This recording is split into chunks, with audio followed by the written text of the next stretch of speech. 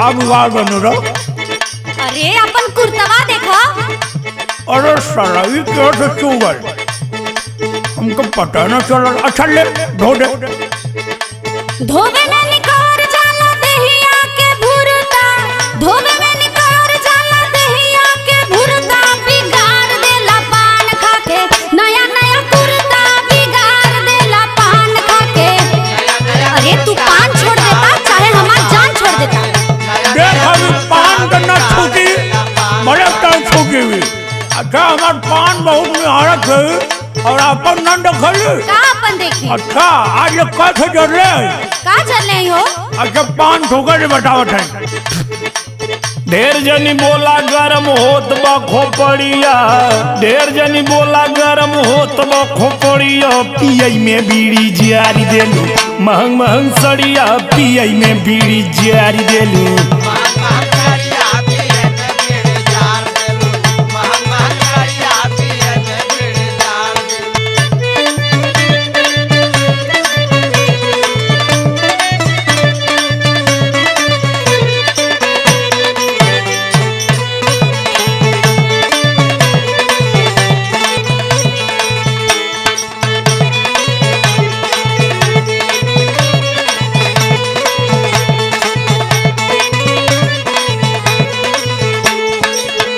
ढेर मेहना मारत है तो हम मेहना मारे बहुत उतारू हो गई ना तो समझ जेबी।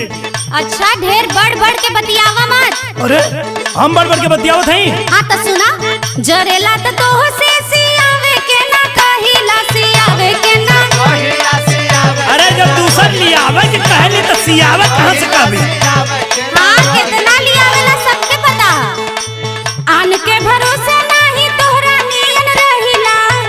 अरे तू अपने के आन समझत है, हम तो क्या अपन जान मानीला। अरे तू का मानेला हमरा के पता बा, तोहसे कबो कुछ कहले रहती तो तोहर सुनती। जरेला तो तोह से सियावे के ना, कहिला आन के भरोसे नहीं तोहरा नियन रहिला।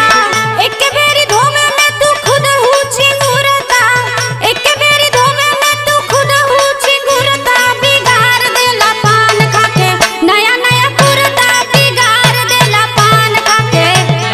अब अगर कुर्ता खुदा धोवे के पड़ा तो बियाह कैले कौन फायदा रे? अच्छा कुर्ता धोवे खातिर बियाह कैले हो का? नहीं अब बताई। अरे तब आईबू लगवा तब न पता चली। हवा तोहार क्रिया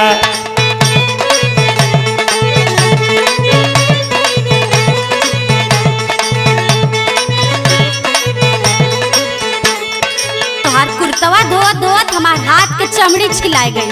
चमड़ी छिला गई। तू हई एगो गांव में कुर्ता धोवल और सब ना धोवला, बड़का सुकुआर भइलियो। हाँ तो कपड़ा धोवे खातिर ना आई नहीं तोहार। कपड़ा धोवे ना आइलू तो जहाज उड़ाइबू। सब धोवे कपड़ा अकेले तू ही रोवेलू, अकेले तू ही। तोहरे माटी में सब पान थूक के ना लियावेला रोज कपड़ा।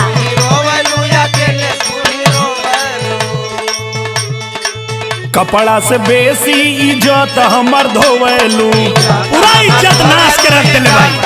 हाँ तू कितना बड़का इज्जतदार हुआ मालूम है हमको। अब तो के ना लगत है कि ढेर बोलत है इतना हैं? सब धोवे कपड़ा अकेले तू ही रोवेलू, कपड़ा से बेसी इज्जत हमर धोवेलू।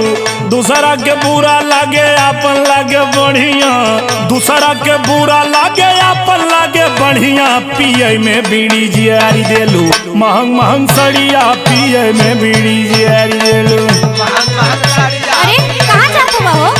अच्छा चला जाएगा, नाराज मत होकर, हम धो दे कुर्ता। अरे राय देता का धोबी, इतना सुनौले के बाद धोले की जरूरत ना, हम अपन धो ले। अच्छा ठीक है मान जा, चला घर में चला। हमार खोपड़ी गर्म हो गए हट यहाँ से। अच्छा ठीक बा, तोहार खोपड़ी कैसे ठंडा हुई हमके मालूम है ना।